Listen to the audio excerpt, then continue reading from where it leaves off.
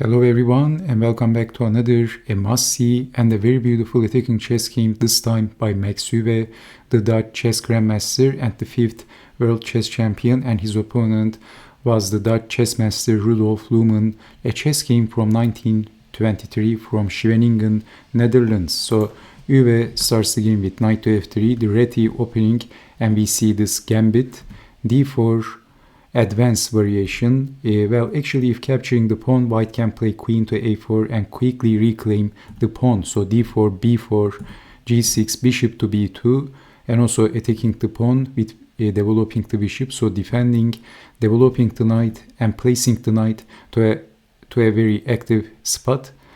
So knight on the edge of the board is usually not very good. So replacing the knight, bishop to g4, e3, and we have knight to e7. Well, e3 looks like a dubious move because black can simply play d3, and this looks like an annoying move for white. So we have e3, knight to e7. So white should have considered, black should have considered pushing the pawn, but we see knight to e7, a normal developing move, e takes, and h3, asking a question. So bishop takes on f3 and capturing the bishop with developing the queen pretty aggressively and also targeting on b7. So defending c6 and h4, full steam ahead. So not developing the bishop, but Euwe wants to push the pawn and he wants to open the h-file. That was his idea, so castling. h5 should have been considered. Black underestimated white's threat. So black castled instead of pushing the h-pawn. That would be a nice defensive move. h5, a wild move, attacking like Mad Max by Max Euwe.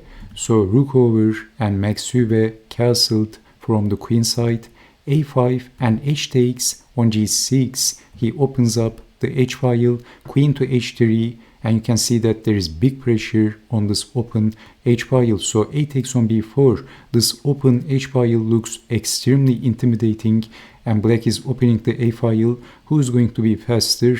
Well, white played an amazing move in this position. The 5th world chess champion made his calculations and he decided to sacrifice the knight. Well, this is of course not a sacrifice. The bishop is the only defender of the checkmate threat. And we see bishop takes on d4, and this was a blunder. Well, if rook takes on a2, can you see what can happen in this position? Then white is checking the king and the king is hiding and the bishop is defending. But can you see the next move for white? Well, knight to e6 is the smashing, crashing move because this is the only defense and white captures the bishop and this is checkmate. So knight takes on d4 was a very nice move. Bishop takes on d4 was a blunder. By the way, in this position, you can see that defending is not going to be so easy, but king to f8 should have been considered, and this is a better move. But still white is better. So queen to h7, and if capturing the knight, white has some very beautiful tactics, such as queen to h6. If bishop to g7, checkmate. It is very simple, of course. So if king to g8, then can you see the move? Then sacrificing the queen and black is getting checkmated. Beautiful tactics. So anyway, but can you see why this was a blunder? I think it should be very easy. Especially finding the next move should be easy, especially after what I have demonstrated in the previous position. Of course, Max Euwe sacrificed the queen. Amazing stuff. And black is getting checkmated. Black wanted to see this amazing, beautiful checkmate. Queen sacrifice and checkmating the king with the rook from the open h-file.